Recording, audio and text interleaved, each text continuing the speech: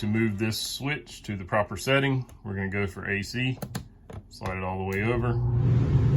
Then you're going to set the temperature up here on the gauge, and you could leave this in place. It's on auto, so the fan will turn on and off as it's needed.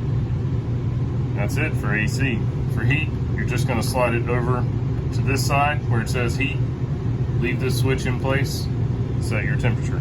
When you first get to a site and you turn your air on, if you're trying to get the camper to cool down really quickly, you can open this slide here, and that dumps the air condition directly into the middle of the camper.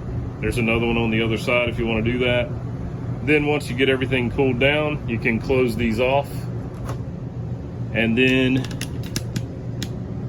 air will come through these vents that are all along the camper. You can also turn these vents whatever direction you would like, and you can also press on the end, the other end, and close them off, open them up, however you'd like to.